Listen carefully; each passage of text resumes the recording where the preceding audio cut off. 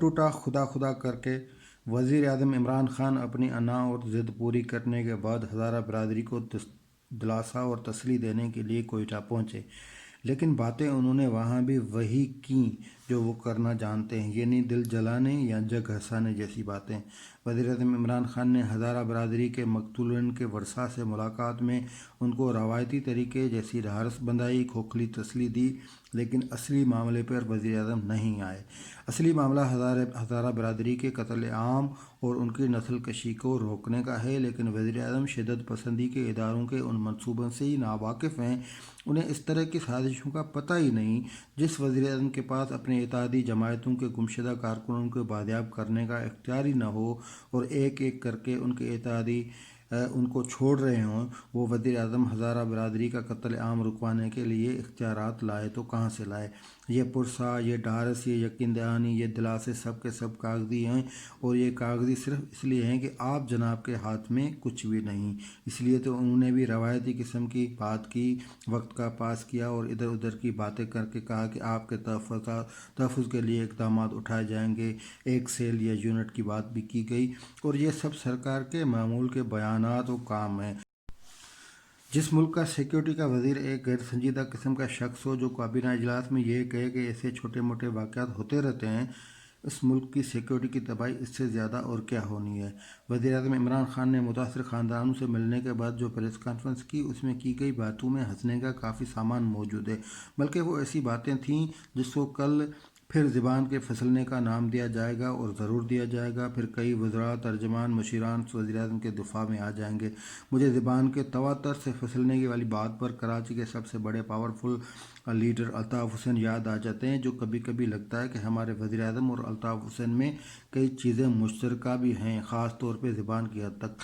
جب کراچی میں الطاف حسین کا طوطی بولتا تھا اور وہ لندن سے بیٹھ کر ویڈیو اور آڈیو خطابات اور جی بھائی کی نعروں کی گونج میں وہ کچھ کہہ جاتے تھے جس کو سننے کے بعد ان کی پارٹی کے لیڈران جو ہیں ان کو بھی کپ کپی لگ جاتی تھی۔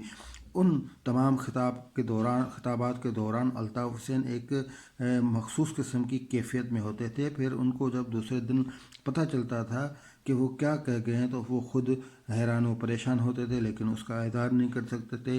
ویسے تو ان کے خطابات حرف آخر ہوتے تھے۔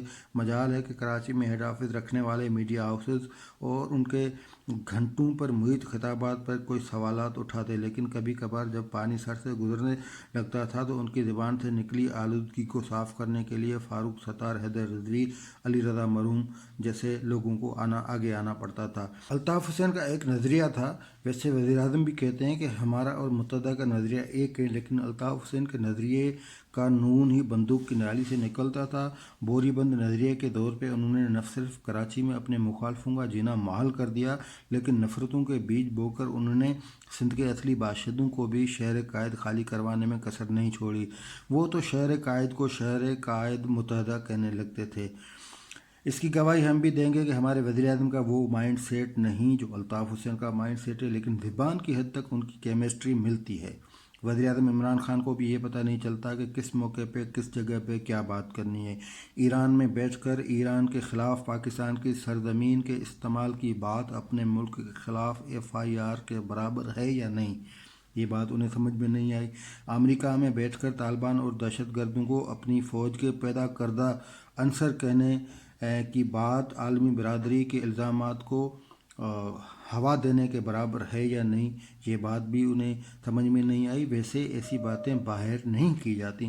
فرض کریں کہ اگر یہ دونوں باتیں یا اس سے ملتی جلتی باتیں آصف علی زرداری یا میاں نواز شریف یا کوئی اور کرتا تو یہی عمران خان کسی کے کہنے پر ان پر دھرتی تنگ کر دیتے اور دونوں پہ غداری کا پرچہ درج کروانے کا مطالبہ کرتے۔ ایسی کئی باتیں ہمارے وزیر اعظم کی زبان سے نکلیں جس کو پھر زبان کے پھسل جانے کا کہہ کر شاہ محمود قریشی اور کئی وزراء و ترجمان ان کی جان بخشی کے لیے آگے آئے۔ ایسی باتوں پر وزیر اعظم کے ترجمان لیکن پرانے جیالے ندیم افضل چند ڈپریشن کا شکار اور انیزی رہتے تھے، خاص طور پہ جب وہ وزیر اعظم کی پھسلتی زبان کے پھسل پن کا دفاع کرتے ہیں تو اس میں ان پر رحم ہی آتا ہے۔ یہ تو اسلام آباد کی باتیں تھیں، لیکن کوئٹہ میں کیا ہوا، وزیر اعظم نے کیا کہا؟ وہاں بھی جو باتیں ہوئیں وہ بھی اسلام آباد میں کی گئی باتوں کا تسلسل تھا۔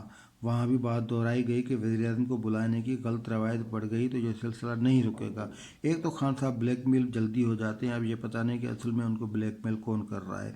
वज़ीर आज़म को ब्लैकमेल नहीं किया जाना चाहिए और उनके हवाले से ऐसी वैसी बातें भी नहीं होनी चाहिए, लेकिन वज़ीर आज़म थोड़ा अपने मादी मुबारक को भी टटोलें।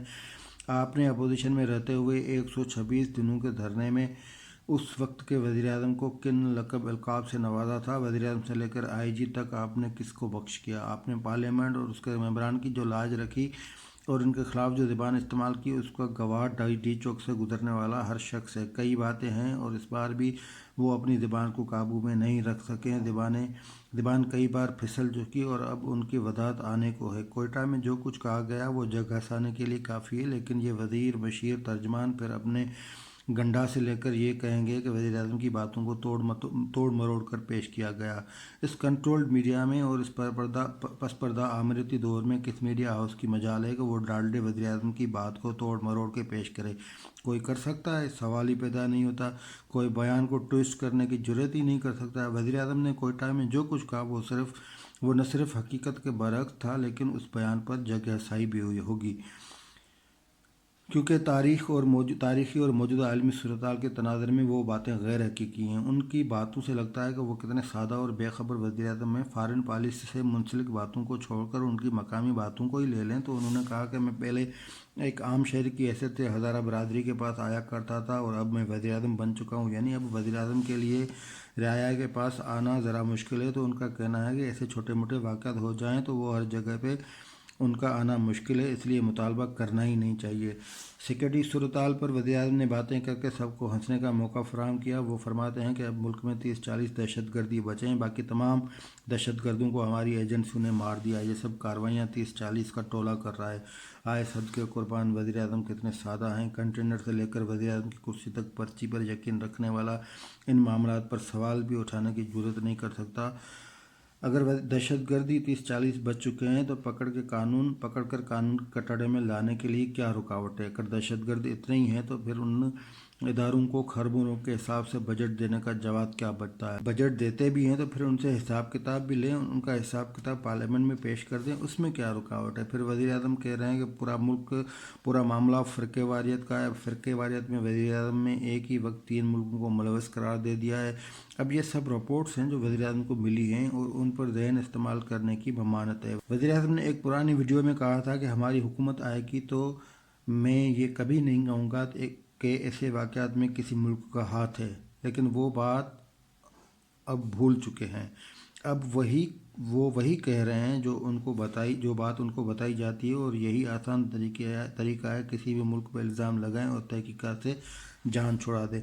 वज़ीर आज़म साहब शिया सुन्नी फ़िरक़ों की बात कर रहे हैं कि हम ईरान और सऊदी से मामलात हल करने की कोशिश कर रहे हैं, जिससे मुराद के उस मामले में ईरान और सऊदी अरब मुलव्वस हैं, लेकिन वो ये नहीं बता रहे कि दोनों मुल्कों ने आपके साथ क्या रवैया रखा हुआ है। क्या आप दोनों मुल्कों तक रसाई रखते हैं? दोनों मुल्क तो आपको कुछ समझते ही नहीं। वज़ीर आज़म इधर उधर की बात करने, रिपोर्ट्स और कानाफूसी पे चलने के बजाय वो सच बताएं जो सच है। वो उन हज़ारों के असली दुश्मनों को सामने लाएं जो उनकी नस्लकशी कर रहे हैं। वो उस मुल्क का मसलक तय करने के दर पे हैं जो अहले तशी बिरादरी पे फतवा दर फतवा सादर करते रहते हैं, जिनके ख़िलाफ़ प्राइवेट मलेशिया बने हुए हैं। और सबसे बड़ी बात यह कि बलूचिस्तान में सिविल हुकूमत बराए नाम है। सूबे की सिक्योरिटी जिन इदारों के पास है उन स्मार्ट इदारों से पूछें कि हज़ारों के कत्ल आम के पीछे असल कहानी क्या है। और आखिरी बात यह है कि दहशत गर्द ही 30-40 बचे हैं तो सिक्योरिटी इदारों और इंटेलिजेंस इदारों पर बेहिसाब सरमाया लगाने की ज़रूरत क्या है?